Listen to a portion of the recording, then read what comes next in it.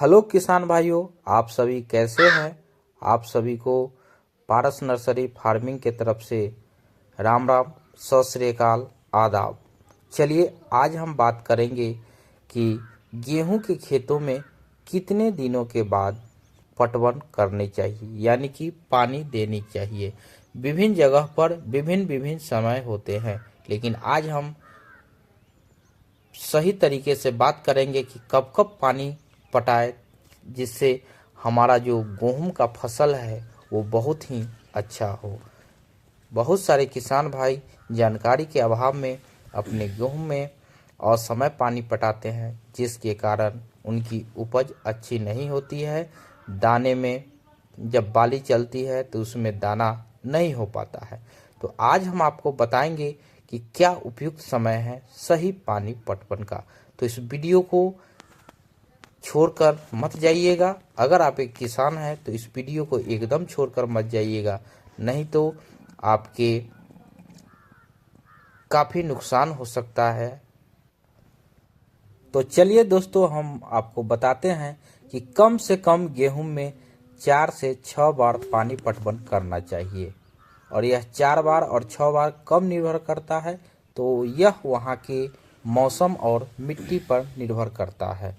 तो चलिए अब जानते हैं कि पहली सिंचाई कब करनी चाहिए। तो पहली सिंचाई हमें 21 से 25 दिन के भीतर कर लेनी चाहिए, क्योंकि इस समय में जड़ का विकास हो रहा होता है और इस समय पानी पटवन करने से जड़ की मजबूती से मिट्टी में पकड़ हो जाती है। किसान भाइयों को पहली पानी कभी भी मिस नहीं करना चाहिए, और कोई भी पटवन करे या न करे, लेकिन पहली पानी अवश्य देना चाहिए। अब चलिए दूसरी सिंचाई के बारे में जानते हैं। तो दूसरी सिंचाई कम से कम 40 से 45 दिन के भीतर कर लेना चाहिए। इस समय गेहूं के निकलते हैं उस समय देने चाहिए।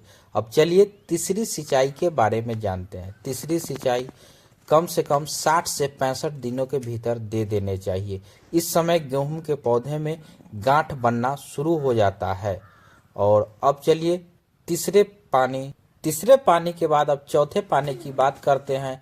तो चौथे पानी 80 से 85 दिन के भीतर दे देने चाहिए। इस समय गेहूं के फूलों बाली से फूल आने लगते हैं। अब चलिए पांचवें पानी की बात करते हैं, यानी पांचवी सिंचाई तो 100 से 105 दिन के भीतर दे देने चाहिए। इस समय गेहूं की बाली दुधिया अवस्था में होते हैं, यानी कि अंदर दाना जो होता है दूध के रूप में भरा होता है। अब छठी पानी की बात करते हैं। तो छठी पानी 115 से 120 दिन की बीच में दे देनी चाहिए। इस समय दाना सख्त होने लगता है और जमीन में हाल रहता है, नमी रहती है, तो दाना बहुत ही हिष्ट पुष्ट और वजन वाला होता है। तो चलिए, ये तो नियमानुसार थी। अब बात करते हैं कि कुछ जरूरी बातें, कि अगर किसी भी क्षेत्र के मिट्टी के प्रकार अगर ऊपर नीचे हो, बलुहट हो या चिकनी मिट्टी हो या भारी मिट्टी हो, तो कितने पानी देने चाहिए। तो वहाँ पर अगर बलुहट या रेतीली मिट्टी है तो 7 से 8 पानी भी लग सकती है।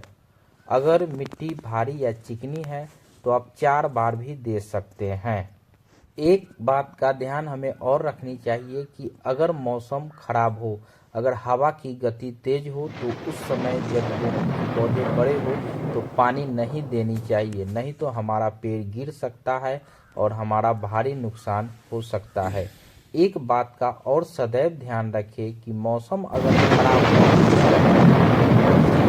नमी हो, बारिश का मौसम हो, तो उस समय भी पानी नहीं देनी चाहिए। चलिए अब एक बात और आप लोगों को जानकारी दे देते हैं कि ये तो हो गया नियमानुसार, लेकिन कम से कम जहाँ भारी मिट्टी हो, जलोढ़ मिट्टी हो, वहाँ पर कितनी पानी देनी चाहिए। किसान भाई सोच रहे होंगे कि हम तो इतनी पानी नहीं दे पाते हैं तो क्या करें। तो आपको कम से कम, अगर चिकनी या भारी मिट्टी है तो कम से कम 2 पानी अवश्य देनी है।